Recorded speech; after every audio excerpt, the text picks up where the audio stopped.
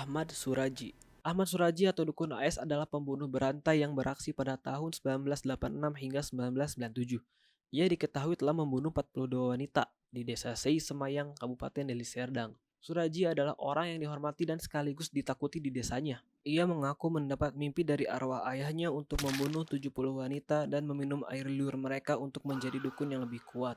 Karena sulit menemukan mayat wanita, ia memutuskan cara cepat, yaitu dengan membunuhnya. Suraji membuat rumahnya menjadi perangkap.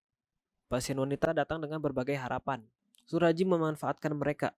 Ia meyakinkan para korban untuk melakukan ritual di ladang tebu pada malam hari. Korban diminta menggali dan menanam diri mereka di dalam tanah.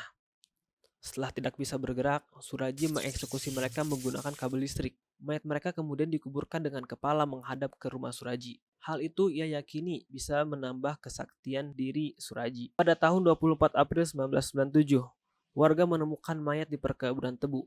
Penyelidikan polisi mengidentifikasi korban sebagai Sri Kemaladewi, seorang wanita berusia 21 tahun yang dilaporkan hilang. Fakta terpenting muncul. Orang terakhir yang dikunjungi Sri sebelum hilang adalah Ahmad Suraji. Pada tahun 27 April 1998, Pengadilan Negeri menjatuhkan vonis mati kepada Ahmad Suraji. Selama kurang lebih 10 tahun ia menunggu dan mendekam di balik jeruji besi menanti eksekusinya. Pada Kamis malam 10 Juli 2008 di hadapan regu tembak, Ahmad Suraji dieksekusi mati. Tembakan tersebut akhirnya mengakhiri hidupnya. Rian Jombang. Rian Jombang adalah seorang pembunuh berantai yang memiliki masa lalu kelam dan kelainan jati diri. Lahir di Jombang, Jawa Timur, Rian dikenal sebagai pribadi yang baik dan guru ngaji. Tapi di balik sikapnya yang sopan dan murah senyum, Rian memendam obsesi terhadap materi dan mudah dikuasai oleh rasa cemburu. Sekitar tahun 2006, di tengah himpitan ekonomi dan percintaan sesama jenis, Rian menemukan jalan pintas, yaitu merampas harta benda korban dan melampiaskan rasa cemburu. Rian membunuh dan membuang mayat mereka di halaman belakang rumah orang tuanya. Total ada 10 orang yang dikuburkan di halaman belakang rumah tersebut. Juli 2008, Rian membunuh seorang pria bernama Heri Santoso di sebuah apartemen Jakarta. Motifnya adalah kecemburuan. Setelah membunuh Heri, Rian panik memikirkan cara membuang mayatnya di tengah ibu kota. Rian memutilasi tubuh Heri menjadi 7 bagian, memasukkannya ke dalam kardus, lalu membuangnya di daerah Ragunan. Tapi tololnya Rian, ia menggunakan kartu ATM itu di mesin uang yang dilengkapi CCTV. Rekaman itulah yang memandu polisi ke tempat persembunyiannya. Pertengahan Juli 2008, Rian ditangkap di Depok. Dalam proses interogasi, Rian membuat pengakuan yang mengejutkan. Heri bukanlah satu-satunya korban. Polisi diterbangkan ke Jombang untuk penyelidikan. Mereka menemukan 10 mayat di halaman belakang rumahnya. Secara total, Rian telah menghilangkan 11 nyawa. Pada tahun 2009, pengadilan menjatuhkan vonis mati kepadanya. Rian mengajukan banding hingga peninjauan kembali. Semuanya ditolak. Kini Rian hanya menunggu hari eksekusinya tiba. Siswanto alias Robot Gedek. Siswanto adalah pembunuh berantai yang berprofesi sebagai pemulung. Sadar dengan profesinya, Siswanto menemukan celah untuk mengembangkan insting predatornya tanpa dicurigai oleh masyarakat luas. Antara tahun 94 hingga 96, Siswanto menargetkan kelompok yang seringkali diabaikan oleh masyarakat maupun aparat, yaitu anak-anak jalanan. Ia menjadikan anak laki-laki sebagai target utamanya, memikat korbannya dengan iming-iming sederhana seperti uang receh, makanan, atau mengajak mereka menonton video. Korban dibawa ke tempat yang sepi. Setelah itu Siswanto melancarkan aksi kejamnya. Ia melakukan kekerasan seksual terhadap anak-anak tersebut. Siswanto kemudian membunuh para korbannya. Selain itu, ia juga melakukan mutilasi pada tubuh korban. Setelah itu ditinggal begitu saja di lokasi kejadian. Dalam 2 tahun, Siswanto telah membunuh 12 anak-anak. Teror pembunuhan berantai ini akhirnya terendus oleh pihak kepolisian setelah penemuan mayat di berbagai wilayah Jakarta, di kawasan Kemayoran dan Pondokopi. Pada pertengahan tahun 96, penangkapan Siswanto langsung menjadi sorotan utama, membuka mata publik mengenai bahaya yang mengancam anak-anak jalanan di Indonesia. Dalam persidangan, ia tidak menunjukkan penyesalan. Pada tahun 97, pengadilan menjatuhkan vonis hukuman mati kepada Siswanto. Setelah itu, Siswanto dipindahkan ke Pulau Nusa Kambangan. Siswanto meninggal dunia pada 26 Maret 2007. Penyebab kematiannya dilaporkan karena serangan jantung. Babeh memanipulasi anak-anak jalanan, pengamen, dan pengasong dengan memberikan tempat berteduh, makanan, dan pinjaman game di gubuknya di kawasan Pulau Gadung, Jakarta Timur. Menjadikan trauma masa kecilnya sebagai alasan, ia menjebak korban. Saat tertidur, anak-anak tersebut mengalami kekerasan seksual. Jika terbangun atau melawan, Babeh akan mencekik mereka hingga tewas, memutilasinya, lalu membuang jasadnya untuk menghilangkan jejak. Aksi keji ini tidak terendus selama 17 tahun, karena korban merupakan anak-anak jalanan yang terpinggirkan, sehingga hilangnya mereka jarang mendapat perhatian atau dilaporkan secara resmi. Januari 2010, kedoknya terbongkar setelah penemuan jasad anak 9 tahun di Kanal Banjir Timur. Kesaksian teman-teman korban mengarah pada Babeh. yang berujung pada penggerebekan gubuknya oleh kepolisian. Dalam pemeriksaan, Baikuni atau Babeh dengan tenang mengaku telah membunuh dan memutilasi sedikitnya 14 anak laki-laki sejak tahun 1993. Akibat perbuatannya, Pengadilan Negeri Jakarta Timur menjatuhkan vonis hukuman mati pada tahun 2010. Mbah Selamat Mbah Selamat alias Selamat Tohari asal Banjarnegara, Jawa Tengah, menipu korban dari berbagai daerah sejak tahun 2020 dengan janji palsu mampu menggandakan uang hingga miliaran rupiah.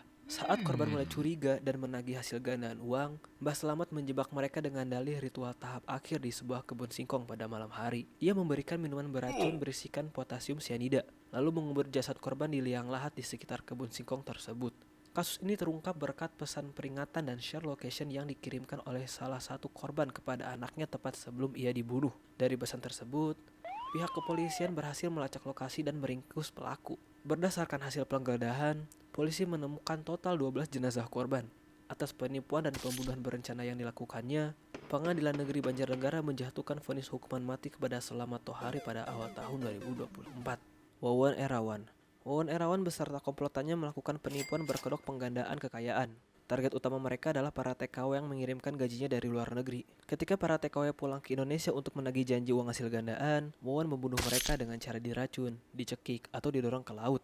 Setelah itu, Wawan merampas harta bendanya. Demi menutupi jejak kejahatannya, Wawan memerintahkan dua rekannya untuk melakukan pembunuhan terhadap anggota keluarga yang dianggap tahu banyak atau merepotkan, termasuk mertua, istri, anak tiri, hingga anak kandungnya sendiri yang masih balita. Kasus ini terungkap setelah insiden kopi beracun pestisida di Bantar Gebang, Bekasi. Kejadian tersebut menewaskan istri Wawan beserta dua anak tirinya.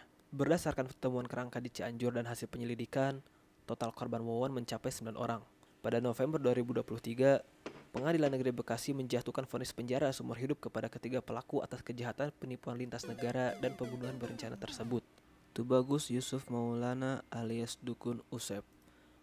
Pada tahun 2007, Dukun Usep dari Lebak, Banten memikat para korban yang terhimpit masalah ekonomi dengan janji palsu mampu menggandakan uang dalam waktu singkat.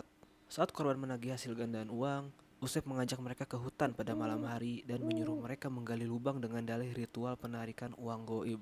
Korban kemudian diminta meminum air suci yang ternyata telah dicampur racun potasium sianida.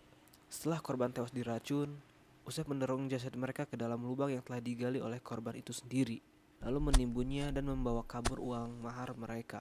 Kejadian ini terungkap dari laporan keluarga korban yang hilang setelah pamit menemui Usep. Penyelidikan dan penggalian polisi di Huta Cihara berujung pada penemuan 8 jenazah korban. Atas kekejaman dan pembunuhan berencana terhadap 8 orang, Pengadilan Negeri Rangkas Belitung menjatuhkan vonis mati pada awal 2008. Usep kemudian dieksekusi oleh Regu Tembak Brimopolda Banten pada 18 Juli 2008. Rio Alex Bulo adalah pembunuh yang didorong secara murni oleh motif ekonomi untuk merampas kendaraan.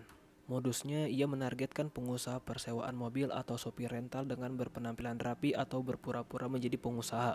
Saat perjalanan melintasi daerah sepi, Rio yang duduk di kursi belakang akan menghabisi korban menggunakan senjata andalannya, 2 buah martil. Kemudian membuang jasad korban dan menjual mobilnya ke penadah. Sedikitnya 4 orang tewas karena ini. Kasus ini terhenti pada awal 2001 setelah ia mengeksekusi seorang pengacara sekaligus pemilik mobil bernama JJ Suraji di sebuah kamar hotel di Purwokerto. Jejak yang ditinggalkan membuat pegawai hotel curiga dan melapor ke polisi. Aparat segera melacak mobil yang dicuri dan meringkus Rio. Atas kejahatan brutalnya, Pengadilan Negeri Purwokerto menjatuhkan vonis hukuman mati dan Rio dijebloskan ke lapas di Nusa Kambangan. Pada tahun 2005, ia ditempatkan satu sel dengan Iwan Zulkarnain. Karena merasa tersinggung saat terlibat cekcok, Rio nekat menghabisi nyawa Iwan menggunakan benda tumpul seadanya. Seluruh upaya hukumnya kandas. Waktu bagi Rio akhirnya habis. Pada tanggal 8 Agustus 2008, Rio dibawa ke hadapan Regu Tembak Brimob di Purwokerto untuk dieksekusi mati. Mujianto terdorong oleh rasa cemburu dan obsesi terhadap majikan sekaligus pasangan sesama jenisnya, Joko Supriyanto. Ia berniat menghabisi pria-pria yang menjalin komunikasi dengan pasangannya tersebut. Mujianto menjebak para korban untuk bertemu. Di tengah pertemuan, ia mencampurkan racun tikus ke dalam makanan korban. Setelah korban tidak sadarkan diri, ia membuangnya di tempat sepi dan merampas harta bendanya. Teror ini menelan banyak korban di wilayah Nganjuk dan sekitarnya. Dari total 15 orang pria yang diracun, 4 orang meninggal dunia, sementara 11 lainnya berhasil selamat berkat daya tahan tubuh atau pertolongan cepat dari warga. Kejahatan ini terungkap karena kesaksian dari para korban yang berhasil selamat dari maut. Berbekal laporan korban dan sinyal ponsel yang dicuri, Polres Nganjuk berhasil meringkus Mujianto. Mujianto mengakui bahwa cemburu adalah motif utamanya, sementara pencurian hanya kedok penyamaran. Atas perbuatannya, Pengadilan Negeri Nganjuk menjatuhkan vonis hukuman mati kepada Mujianto. Astini adalah seorang ibu rumah tangga di kawasan Kampung Malang, Surabaya yang terlilit utang. Ia nekat membunuh karena sakit hati akibat caci maki yang dilontarkan oleh 3 tetangganya saat mereka datang menagih utang.